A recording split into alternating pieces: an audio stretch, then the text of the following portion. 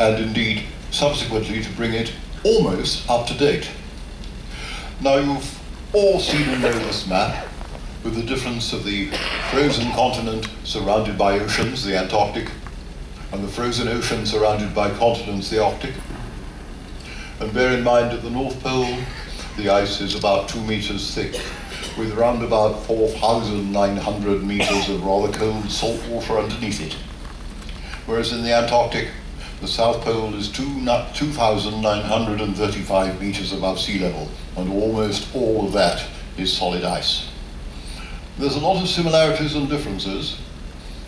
The altitude, the distribution of wildlife is one, but many names you'll find in Arctic and Antarctic exploration are the same people involved. So you'll find common names in many, many instances for both. Now the other thing, how I'm going to structure quite a lot of my lectures, is shown in this table. The next lecture, I'll specifically describe the stages of exploration and other activity. But for this one, what is frequently, not unreasonably known as the heroic age, I've called continental penetration, because throughout all ages there were heroes. Some successfully, others less so. The essential thing with the heroic age in the Antarctic was the delimitation of the continent, the outskirts, and what was in the interior. We'll talk about the other periods in other lectures. We've still got quite a bit of time aboard. I'll mention the poles also. That's never as simplified as one might think. You can find 4 Arctic and 4 Antarctic. The essential one, the axis of rotation of the Earth, is the geographic pole. That's the one you can see marked in bright red in both cases.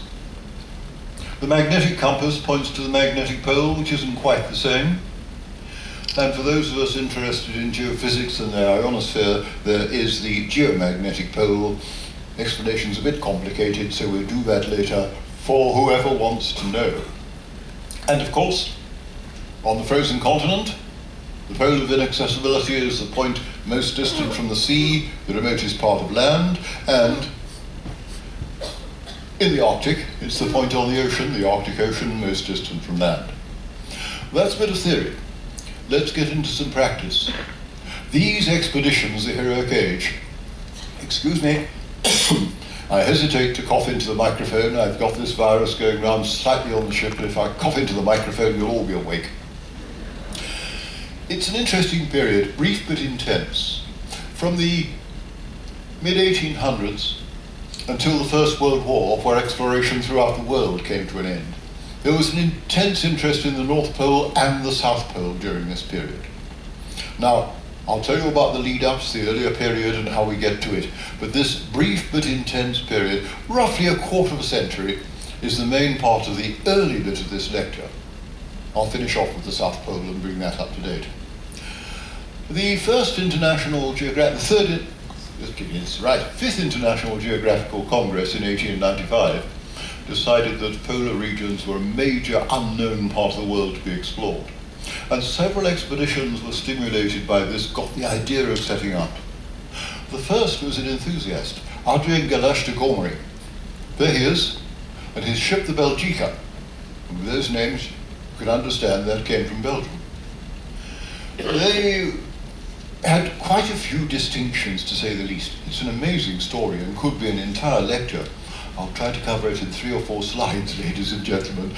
It's not quite the main subject, but it could be. They have a ship, and one of the things they did at the time, Belgica was wintering adrift in the pack ice, moving south, not exactly where they intended to go, where the ice took them. The first use of sledges in the Antarctic was aboard that ship. And you see these little animals. The name Belgica australis was given to them. Those, a really big one, might make the length of a crossways, a small fingernail. They're about 4 or 5 millimeters. That is the largest terrestrial animal on the entire continent of Antarctica. Those are hugely magnified. They're a wingless midge. Except for the fact they're the only terrestrial animal, you'd hardly notice them. Anyway, they bear the name of that expedition. The ship and her voyage, well, she came out from Neuroswaya was in the ice, drifted around in this direction, and the 17 men aboard her were the first persons to winter south of the Antarctic Circle, the beginning of the penetration and exploration of that region. They had a hard winter of it, and I'll tell you more about that subsequently. That was the beginning of this brief but intense period. The next one is another interesting one, an enigmatic fellow, Karsten Borchgrevink. There he is. I've put this slide to show things were a little unknown in those days. Look what he's carrying. There's some of the ammunition, and here's the box of central fire cartridges he had. They weren't sure whether we might find polar bears in the Antarctic in those days. So the concept of be prepared was quite a serious one. The ship, the Southern Cross, there she is, and this is an original diapositive. Some of you might remember the old magic lantern slides before 35mm slides. This was one of their slides taken at that time. There she is in the ice off Cape Adare. Now, more about this expedition later, but some of the highlights are significant. There's repair and maintenance of sledges. They did, in a latter part of their stay, penetrate into the interior, but only about 20 kilometers. It was the beginning of exploration. And it was the first time that sledge dogs, they were more or less in constant use till they were removed in 1994, were in the Antarctic. Most expeditions had them at that period. The map showing the voyage of Southern Cross is here. The first wintering on the Antarctic continent. 10 men wintered there at a station, Cape Adare. The hut is still there. It is the earliest human habitation on the Antarctic. It's a very well-made hut, looked after by the New Zealand Antarctic Heritage Trust. It's Norwegian construction, so it's a log cabin, not a very large one, but all the logs fit together, and that's held up extremely well with the Antarctic temperature. Winds and these conditions. Plus, of course, it doesn't get very many visitors, which certainly helps look after things anywhere on Earth. Now, the next one, ladies and gentlemen, are two newspaper cartoons. I told you the brief but intense interest in the polar regions, Arctic and Antarctic. This is to the South Pole, and look, we've got a polar bear in it, and a few things that light might not show so well, but you can see the bear. And the Arctic, here's Fridtjof Nansen and a lot of people all racing for the North Pole. The public attention was extreme in this period. Indeed, during the same time, mid-1800s to the First World War, there were 17 separate attempts to reach the North Pole. That's another story and a bit of a controversial one. None got there. But back to the South Pole. 1901, Swedish, German and British expeditions set off to explore the continent in different parts of it. Now, I'll tell you more about those later, but briefly these ones. It's the beginning of Captain Scott, Robert Falcon Scott of the Royal Navy, in a British expedition aboard Discovery. And the fellow who really got it going was the president of the Royal Geographical Society, Sir Clements Markham. Specially built ship, specially equipped expedition. The beginning of this period of Antarctic research deep into the continent. Some of the people involved had been much involved in the Arctic, but now, with the Geographical Congress, they were looking south. You'll see this picture a couple of times during lectures. We don't have many pictures of the Discovery, but for this purpose, let me show you Captain Scott and two men not in Navy uniforms. Here's Ernest Shackleton, and there's Edward Wilson. They're both going to feature later. Now, the expedition had the latest technology in those days, some very strange things. Hydrogen balloons. This one was called Eva. It was launched from Discovery, got to about 400 meters high. There's shadows taken from the balloon. The first man up was Captain Scott. The second one was Ernest Shackleton. They were planning another ascent, but the wind was getting a bit stronger, and if you're tethered to a ship in a wind in the Antarctic, perhaps a third ascent wasn't a good idea. It only made two. Wilson, who I showed you a few moments ago, was the artist. Extremely good fellow, very efficient artist, did very well on these things. And some of the illustrations of the expedition, why it's so well known, is Edward Wilson's his paintings. These are basically pen and charcoal sketches, but you have an idea of the weather there, and this is them putting up a pyramid tent. That's a sort of fairly rough weather. Here's the supports of the tent, here's throwing the cloth over it, there is the pyramid tent, getting in and out of it through a tunnel, and that basically for camping on the ice and use in polar work is still in use. The old pyramid tent, they don't have a ground sheet or anything like that. This is one that I used, now we're only about 10 years ago, rather than about 120. They're still in use. They don't have a ground sheet. If the blizzard does pick them up and blow them away, it's best to drop out of it than to be blown away with it. But it's a very practical tent for polar regions.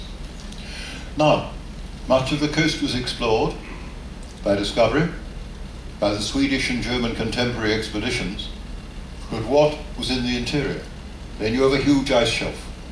Well, here's the three persons who I've already mentioned, Scott, Wilson, and Shackleton, heading south. That's as they set off. Their farthest south reached on the Ross Ice Shelf, basically travelling on the surface of the glaciers, as you can see, just over 82.5 degrees south, 1st of December 1902. That was going towards the South Pole, but it was not an attempt on the South Pole. They weren't equipped to go that far. They were getting an idea of what's inland. You see the bicycle wheel? That has a counter on it. That's giving you the distance. If you look at this slide, you can see the letter A there. There's the letter A there. It was a panorama, it all joins. You can see the end of that sledge appears there. There's the pyramid tent, the sledges, and hauled by dogs. Scott's expedition didn't do extremely well with dogs. With that you need two things, two aspects of training, to train the men to work with the dogs and the dogs to work with men. The Navy is not a good place for dealing with dogs. A couple of other illustrations. On their return, they were suffering from scurvy and other difficulties. You saw them on the way out, look at them on the way back. That's the upper image. And the lower one is they were struggling with help. Shackleton was aboard a sledge, getting them back to the ship. Among other problems they had was the old maritime one, scurvy. The relationship between vitamin scurvy and vitamin C and scurvy wasn't known until Casimir Funk discovered it in 1910. So many of these early expeditions had scurvy problems. Their contributions, the unveiling of the Antarctic.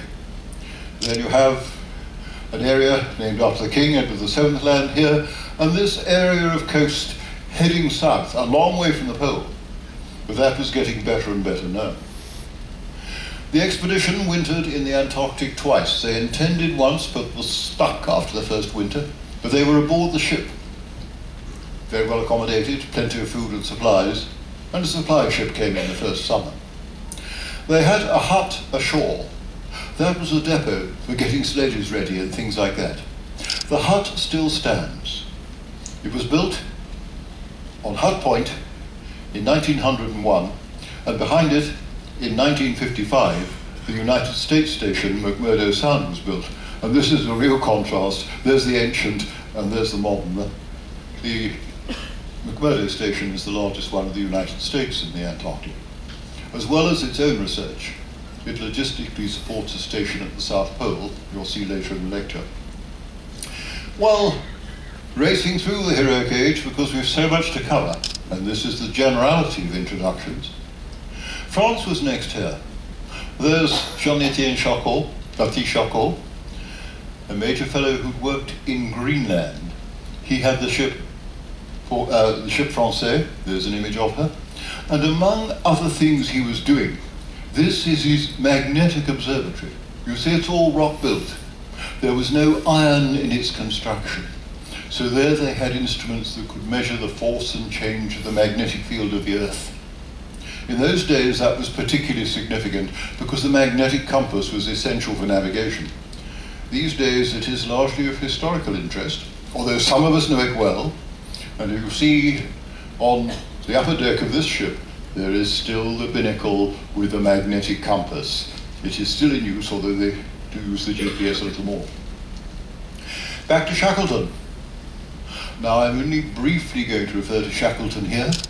was my learned colleague, Joe O'Farrell, who will speak a lot more on him. The Nimrod expedition, after Scott's expedition, Shackleton spent only one winter but developed an Antarctic enthusiasm. Ladies and gentlemen, I fear there's some of that in this room already. But here we have Shackleton very much dressed formally, and the ship, the Nimrod, being towed by Cunha under very difficult circumstances. He established a hut just north of Captain Scott's hut on the same island. In all of these places where you want to go and where you can go might be different. This is a man proposes, God disposes, and the weather can be quite severe. Here you have an image of the hut, Cape Royds hut, where 15 men wintered with Shackleton, the image in 1908, and it is well maintained by the New Zealand Antarctic Heritage Trust, and there it is, which I took a photograph in 2010. Like Edward Wilson in Scott's expedition, George Marston was the artist of Shackleton's Nimrod expedition. And the artist can often show things far better than, especially in those days, photography. So here we have Shackleton's pyramid tents as he's sledging on the barrier. These optical phenomena, as well as the aurora, well, we're here in January, so seeing the aurora is extremely unlikely. There's too much light. You need full darkness for proper aurora. Try July instead. But you'll see Parselina, the sun dogs, moon dogs rather, parhelia are the sun dogs, an amazing optical phenomena in this part of the world, if the situation's right. The artist has shown those very well. You have the first use of ponies. Now, there's various stories about ponies in the Antarctic. I think you can say none of them were really successful, although they had been used well in the Arctic. That provided a precedent. The differences are vast, however. And of course, there's more pyramid tents and parhelia. The ones I showed you before, Parselina, that's the moon, parhelia, these strange images around the sun. Now my colleague Joe will tell you much more about Shackleton and the South Pole. There were 4 of them. Here they are, reaching as far as south, about 1.5 degrees from the pole. One man's holding the camera, that's why there's 3 in the image. I'll tell you more about strings and cameras later. But this is to introduce my colleague's lecture. The geographical attainment? Well, here we have more exploration. Ways going further south, well beyond his journey with Scott. And the area around Bay of Whales, and King Edward VII's land discovered. That becomes very significant subsequently. At this time also, there was a major Scottish expedition on the South Orkney Islands. They established a meteorological observatory in 1903, which is still open and operating, now maintained by Argentina. But we're talking on the continent here, so that's just an interlude. More about South Orkneys later. And you can see the popularity. There's Shackleton going around the country, delivering lectures with fascinating ideas and people queuing up for them. And, let's be practical, it was raising money. Bruce, who'd established the South Orkney Islands Observatory, maintained an interest in the Antarctic, and he had a plan published by the Royal Geographical Society of Scotland in 1908, showing, as the red line shows you, a way across. Shackleton was secretary of the society at that time, and he was able to attempt what Bruce had theorized.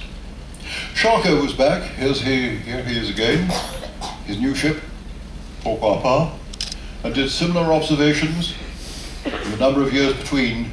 The variations and deviation of magnetism and things like this were measured with greater accuracy. Now the interesting bit for the pole arrives with Roald Amundsen. There he is, very formally dressed, with the complement of the Norwegian expedition aboard the ship Fram. It and Scott's expedition both left their home countries in 1910. Amundsen was a very strange and peculiar fellow.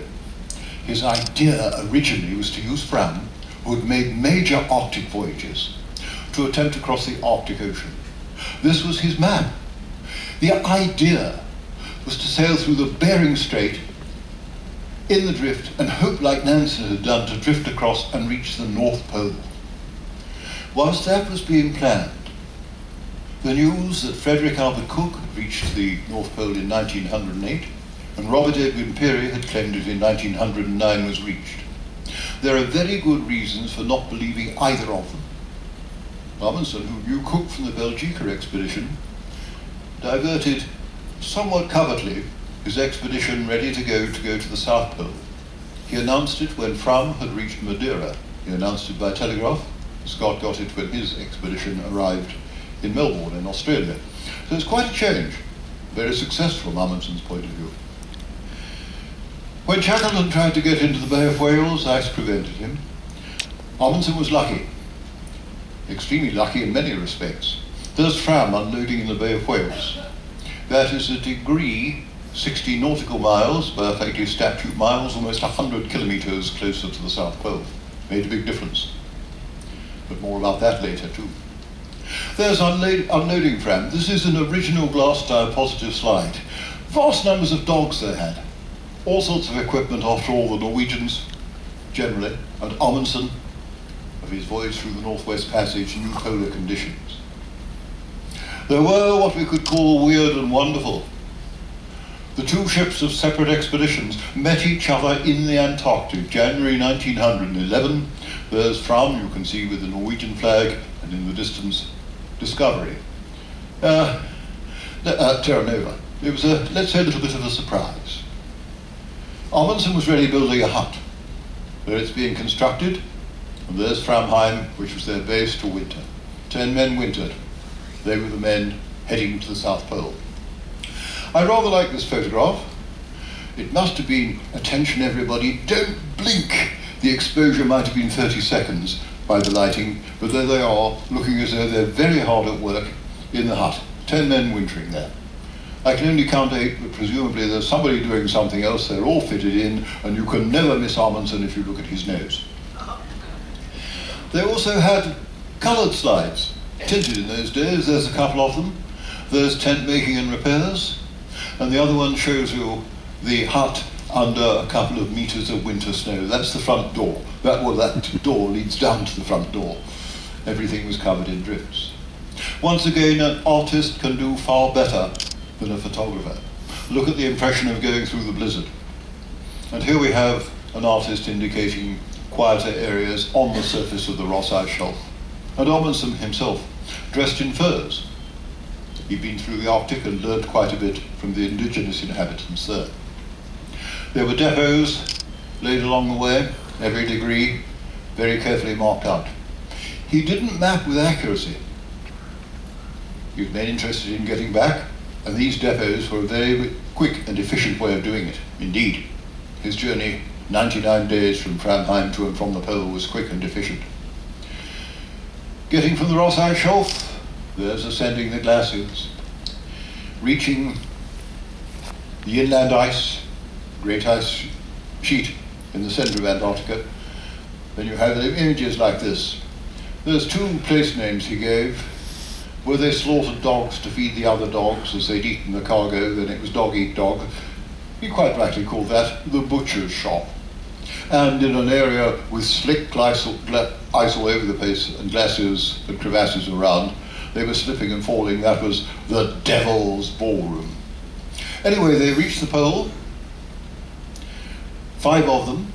Once again, one man's holding the camera, and there's the other 4, and you get them all in that particular picture, 11th of December 1911. My learned colleague Joe will tell you much more about this. And how do you find the pole? Well, navigation with the sextant, as you can see, the flag shadow, your shadow, and what you measure with that instrument will be the same all the way around as the sun goes round when you're on the most southern point. Now here's something I have some personal opinions about, ladies and gentlemen. You'll often hear the race to the pole said between Scott and Amundsen. I'm not content with that. No doubt they both wanted to get to the pole. Indeed, they both did. No doubt both strongly wanted to be first. But Amundsen's quick and efficient journey got there and back first by over a month. His survey and mapping was minimal, just to guide himself back. Scott's journey was vastly different. I'd suggest it could be exploration. They were collecting fossils, fossil plants, they were collecting biological specimens, they were measuring and surveying valleys. They weren't exactly racing, they were doing an exploration. So the race for the pole, well, here we have it. I like this cartoon. There's the ice lady saying, what, we have it here, courage you have, but you must have gold too before I let you pass. The expeditions are expensive. And here we've gone to the races, you see. This is the race for the pole, the start of the pole. There's the penguins dressed just like Ascot horse races. I think penguins tend to dress a bit formally anyway, don't they? A couple of the slides, I've got mixed feelings about colorization, but these are some of the older ones treated by a student who's about half my age who can do these things. And I think the colouring has come quite reasonable from the old black and whites. The base, here we have 25 men wintering, the party itself and Scott in his den, or his office, you call it his den. And what are the questions with it? They had 4 methods of transport, some more successful than others. The Norwegians used dogs extremely well. The Royal Navy wasn't very good at dogs. Ponies, sadly, their greatest contribution, with Shackleton, Scott and others, was from their meat rather than their hauling power. The modern snow scooter, brilliant thing, can do it. There's a 1910 internal combustion variety, not very successful. And man hauling, well, the men came back dead, so that could hardly be successful either. There's the party setting out in relays, returning 4, 4 and 3. The food they had, no vitamin C in it at all, was basically fuel and not enough of it. Biscuits, pemmican, coffee, tea, plenty of sugar and loads of butter. The way across the Ross Ice Shelf, they travelled what you would call as the night, because you were working hard, you were sledging, it was bright anyway, so it was warmer. During what would be the day, that was the sleeping time, and walls were built to protect the ponies. There's the British party at the pole, having been preceded by the Norwegians, and I like Edward Wilson's sketch here. This is pencil on paper, so that'll work at any temperature. Here you have the Norwegian black flag. People think that is a sort of morbid symbol. But rubbish, if everything's white, what's the best colour to have a flag so you can find it? Scots flags for surveying were black too. And the Norwegian tent, the Norwegian flag, their style of pyramid tent, sketched by Wilson. The colour, the lines give the idea of what the colours were, so you could paint it later if he lived. Well, the end of it, the last camp, Scott's words, for God's sake, look after our people, and the indication of what was found there. 3 bodies, there'd been 2 who'd dropped on the previous way. Included among those were the photographs, scientific specimens, diaries and so forth, in a sense completing the exploration. And just near the base is this memorial cross in the words from Tennyson, to strive, to seek, to find, and not to yield. Scott, of course, didn't give any lectures, but the survivors, there were public lectures around much of the country and elsewhere. They were the only people there at the time. There was a surprising expedition, Nobu Shirase, from Japan, an enthusiast himself. He went down with Kainan Maru. There she is. Here, the Bay of Whales where Amundsen started. Here's where Scott started, and the Japanese made a foray inland to Yamato Setsugan. It was a long time before they were again. But we have the illustration of Fram and Kainan Maru. The artist obviously hasn't seen ice anchors before, and here at Yamato Setsugan, the furthest south, with the Japanese flag raised. Now, galloping on through the heroic age, Wilhelm Filchner had an idea of crossing the Antarctic from the Weddell Sea to the Ross Sea. Here's his map. What he proposed with the ship, here we have her, Deutschland, was to establish a base, there's the base they built, at the southern end of the Weddell Sea, to winter there and cross with all their equipment to the Ross Sea, similar to what was later tried by Shackleton and accomplished by Fuchs. Oh, everything went wrong. They thought they'd landed on the ice shelf. They'd landed on a huge tabular berg that was breaking off. They described the whole thing moving as an ice quake. Quite reasonable, not quite an earthquake. And they ended up drifting in the Weddell Sea. and survived with great difficulty. They were considerably further to the east than Shackleton. Now here, ladies and gentlemen, in this heroic age, is a fellow who had an enormous amount to do with it, and I'll deal more with Sir Douglas Mawson in later lectures. The Australasian Antarctic expedition aboard the ship Aurora, a year after Scott. He intended to establish 3 bases in the Antarctic. He was able to establish 2, and a support base on Macquarie Island. You see the 2 huts here. They still remain there. They were to be 2 separate bases, but where he wanted to go and where he could go were a little different. I could say much about Mawson, but he introduced radio to the Antarctic. Radio communications was a major thing for him. But more about Mawson later. Now here, I trust my learned colleague at the back is looking at these. Joe will tell you much more about Shackleton or his voyages. Here we have the Endurance expedition, the idea of crossing the Antarctic, the prospectus. And you'll be told about how the ship got stuck in the ice, to use Shackleton's words, like an almond in the chocolate. It came to a much more unhappy end. The rescue at Elephant Island, all of this was a major part of the drama, where almost everything went wrong, but everyone survived on the Weddell Sea Party. On Shackleton's Ross Sea Party, another one in which Joe specializes, 7 out of the 10 survived. Now, coming to this, that was all back in 1917.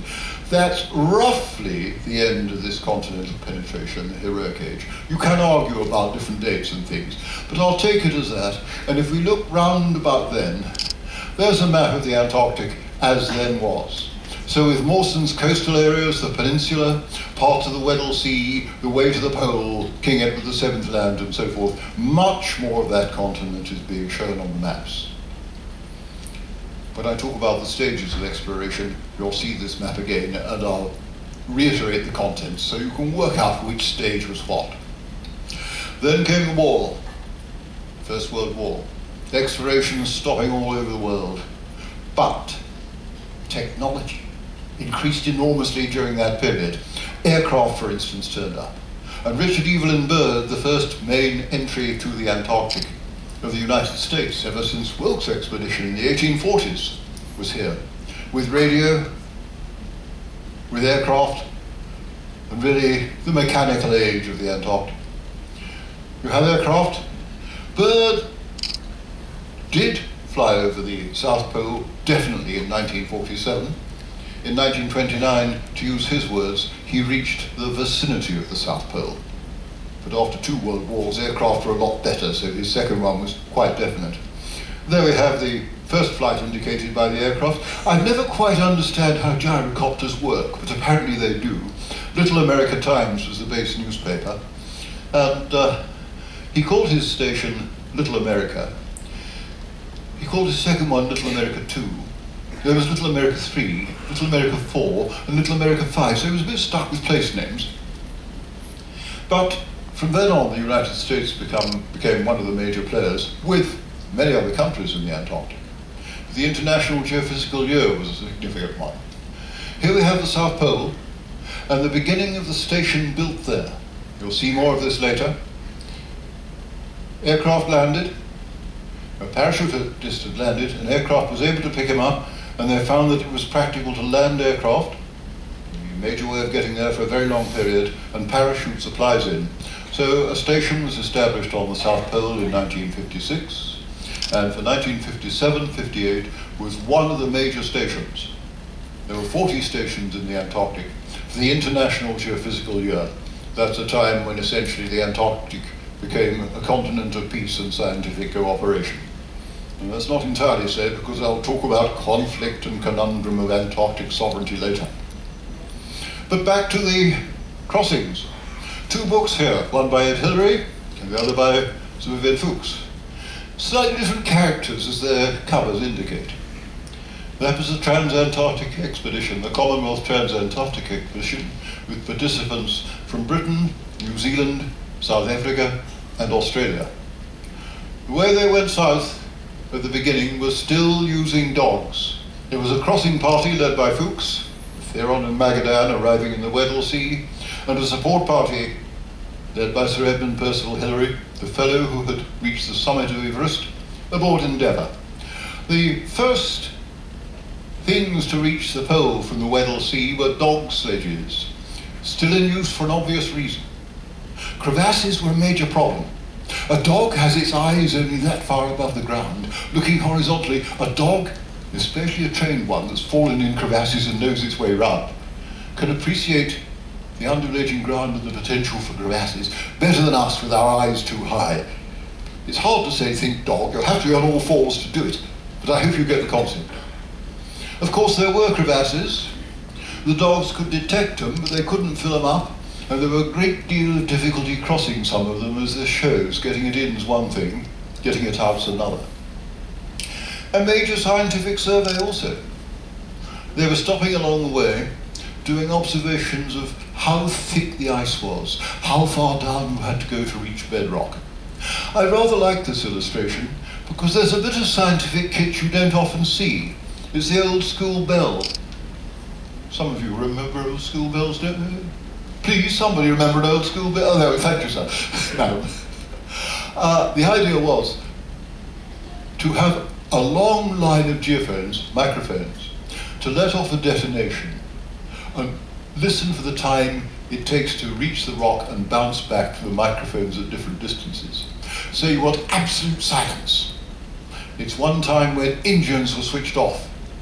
And you can't do that too long in the Antarctic or things will freeze. You'll have a hell of a job starting them again. So the bell was rung, everybody shut up, everything was quiet. The detonation was left off, and a few minutes later you would start again. That way they mapped the bedrock all the way through.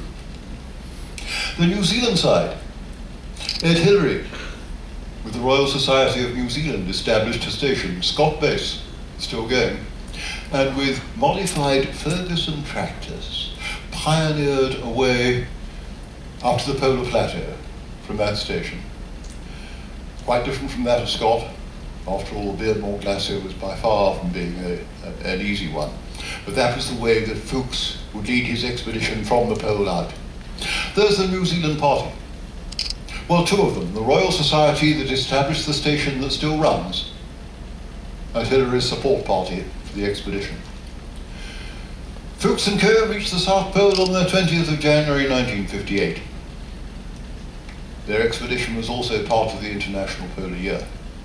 They then continued to Scott Base. The base from which they started on the Weddell Sea was quite rightly called Shackleton, so they'd crossed, they'd done something Shackleton had intended years before. I suppose the next people, well, the United States was maintaining its station by aircraft, flying in and out of McMurdo regularly. The next people who came by surface was from the Soviet Union.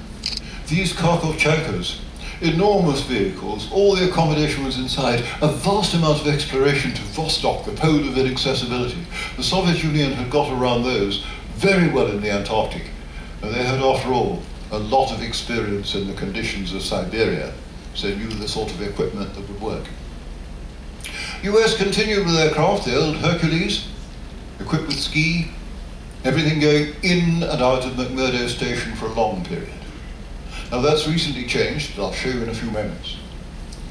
Thinking also of the Poland interests, rather difficult job to get there, as I think Scott and Amundsen showed you by surface. A lot of adventurers will now do it. Sometimes they like to be called explorers, but they're using existing maps. It's not exploration, it's a branch of extreme sports. It's probably good fun if you like that sort of thing, but it isn't contributing to geographical knowledge, which is the essential aspect of exploration. These days it is possible to land almost 80 degrees south from aircraft that take off from Punta Arenas. These are wheeled aircraft, either the Hercules or the Ilyushin 76s that can land on the ice. They will have an ice runway. One of them is about 23 kilometers long and about 5 wide. It's enormous, it's solid ice. You don't have to make it, nature makes it. There's no point putting the brakes on when you're trying to land there, you just take a long distance. From there, small aircraft, the Twin Otter that goes everywhere in the Arctic and Antarctic, can deploy people all over the place. How things have now changed. Deploy passengers, take people to the South Pole. Let me be straightforward, at a price. The United States recently made quite an amazing road. Well, road isn't quite right. It's a marked track. From McMurdo Station, where Scott and Shackleton have their historic huts, right up the Leve Glacier near where Amundsen went, not the same glacier, to the pole.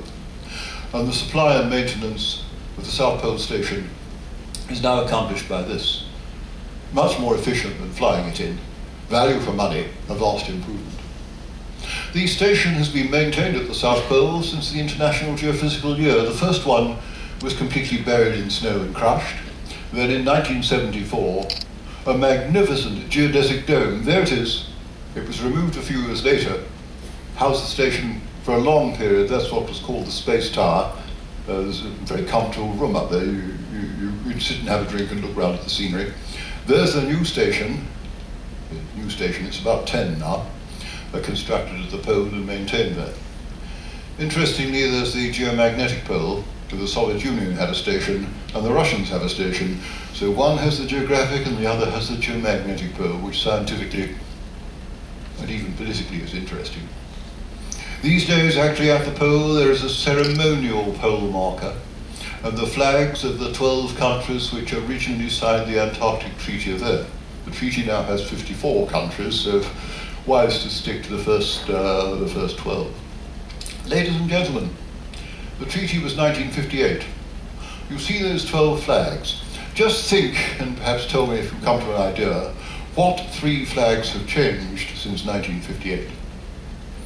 Well, ladies and gentlemen, that's a bit of the heroic age of exploration going right up to date. The attainment of the pole, and there's the frozen continent surrounded by oceans. It's also an introduction to subsequent lectures by my colleagues and I on various sides of things. There may well be questions. We have the old enemy of time, so I won't necessarily take questions in the audience, but of course I'm around the ship for questions. And you go down that staircase, there's a sort of lounge with settees round there. I'll be heading there, and that's where I'll take questions. So I'll come out the stage door and nip that way with everybody else departing from the theatre. Now, how are we going for time? How am I doing? I'm just about dead on time, aren't I? If I was going a little bit over, I'd show a little bit of the North Pole. I'll give you a couple of minutes of the North Pole, very quickly. Oh, the Cook and Peary controversy. Did one reach it? Did the other? Oh, they've been slugging it out. Oh, there's an enormous amount of literature. I think they both failed. So does the artist. Look at the animals he put in the background in the North Pole. Who first saw the North Pole? The airship Nordgap in 1926. It dropped 3 flags. The Norwegian, Roald Amundsen, led it. The United States, Lincoln Ellsworth, largely supported and funded it. And the Italian, Umberto Nobile, was the pilot. They went right across the Arctic and saw it. But they saw it from the air, they didn't actually land there. The first people to land there, 1948, the Soviets. They didn't tell anybody about it. 2 reasons. They didn't tell anybody anything in those days. And they thought they weren't the first. They thought it could have been Cook and Peary. The first submarine there. You don't often get to show United States secret documents in a lecture theatre, but it's a beautiful one. Nautilus, submarine underneath the ice. And 3 words, Nautilus 90 North. It's a beautifully succinct and brief telegram, isn't it? And in 1977, Arctica, Soviet Union nuclear icebreaker, reached the North Pole. So, ladies and gentlemen, that's what I felt I'd finished a few moments ago. I've just thrown in a quick bit of the North Pole. Thank you very much.